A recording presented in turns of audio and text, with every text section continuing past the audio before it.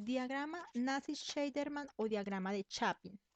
El diagrama estructurado NS es una técnica híbrida que combina la descripción textual del pseudocódigo con la representación gráfica del diagrama de flujo. Utiliza una serie de cajas haciendo semejanza a los diagramas de flujo, pero no requiere la utilización de flechas, debido a que su flujo es siempre descendente, como en el pseudocódigo. En la primera caja de un diagrama NS debe ir el título del algoritmo.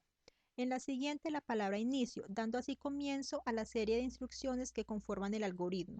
Seguimos con la declaración de variables, cada una con su respectivo tipo de dato. Se escribe primero el tipo de dato seguido por dos puntos. Las variables que conforman este grupo separadas cada una de ellas por comas. En la siguiente caja tenemos el escribir. No olvidemos que si queremos mostrar un mensaje en pantalla, lo escribimos entre comillas dobles. Si lo que mostraremos es un dato guardado en una variable, separamos esta con comas. A continuación tenemos la caja de la instrucción leer, que son las variables declaradas previamente. La siguiente es la caja que nos permite realizar asignaciones o procesos con las diferentes variables y o constantes que tengamos en el algoritmo. Las asignaciones y los procesos tienen tres partes.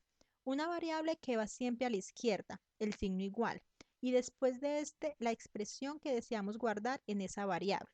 Se pueden utilizar tanto escribir, leer y procesos como se necesite en el algoritmo que estamos realizando. En la última caja va la palabra fin, dando término al algoritmo. Miremos esto con un ejemplo. Diseñar un algoritmo para calcular el área y el perímetro de un rectángulo. Lo primero a hacer es la definición del problema.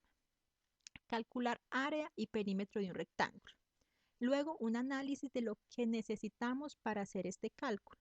Es necesario conocer las fórmulas para obtener tanto el área como el perímetro de un rectángulo. La fórmula para área es base por altura y para perímetro es 2 por la suma de base más altura.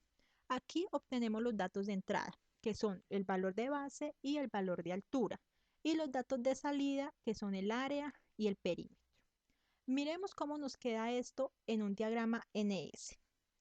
En la primera caja, como decíamos, va el título del algoritmo, seguido por la palabra inicio en la segunda caja. Tenemos luego la declaración de variables.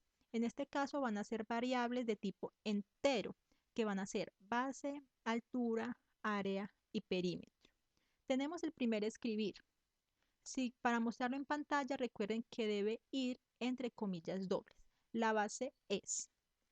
Tenemos el primer leer, que sería la lectura del valor que le dimos a base.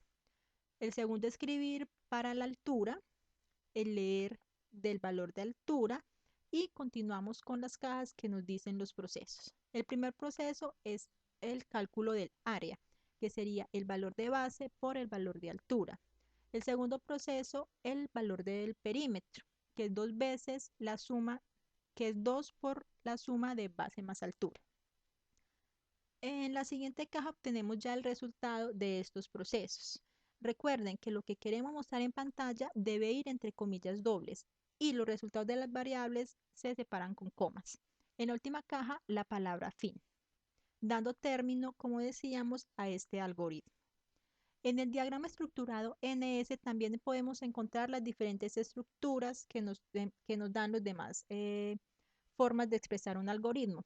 Estructura de decisión, el para, los casos, el hacer mientras y el repetir hasta. Pero estas estructuras las veremos en otra unidad.